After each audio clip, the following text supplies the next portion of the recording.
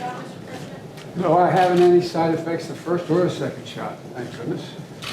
I don't anticipate one now, but we'll see. Is that high enough for you? Okay.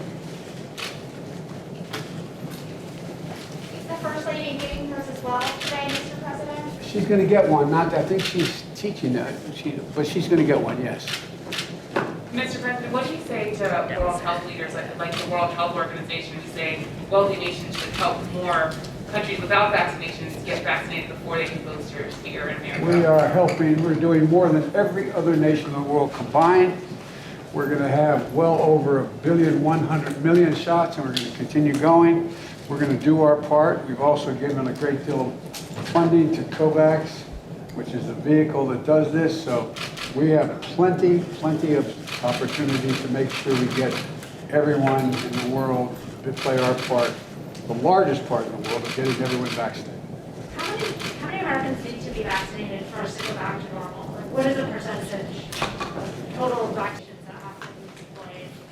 Well, I think, look, the Food and Drug Administration, the FDA, the Center for Disease Control and Prevention, the CDC, looked at all the data, completed their review, and determined the boosters for the Pfizer vaccine, others will come later, maybe, I assume, but the Pfizer vaccine are safe and effective. They've had all the data they need. And last week, they laid out who is eligible for those boosters for now. You're eligible for a booster if it's been 6 months since your second Pfizer shot, and if you fall into one of these categories.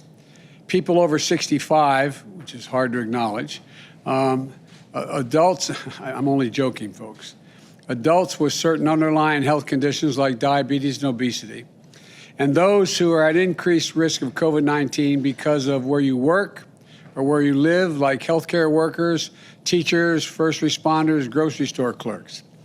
If you fall into these categories, you're eligible for the booster. But let me be clear, boosters are important, but the most important thing we need to do is get more people vaccinated. The vast majority of Americans are doing the right thing. Over 77% of adults have gotten at least one shot. About 23% haven't gotten any shots. And that distinct minority is causing an awful lot of us, an awful lot of damage for the rest of the country. This is a pandemic of the unvaccinated. That's why I'm moving forward with vaccination requirements wherever I can. I'm glad to share that a few minutes ago I received a booster vaccination for COVID-19. All throughout the pandemic, I've followed the best advice from experts and especially from my own healthcare providers. It was an easy decision to receive a booster. I'm a survivor of childhood polio from before vaccines. Before vaccines eradicated that disease here in our country and around the world now. So I've been a lifelong champion of vaccinations. Mountains of evidence tell us these shots are safe, effective, and dramatically shrink the odds of severe disease or death from COVID. Like I've been saying for months, these safe and effective vaccines are the way to defend ourselves and our families from this terrible virus. They're also how we stay on offense against COVID as a country. All Americans should speak with their doctors and get vaccinated.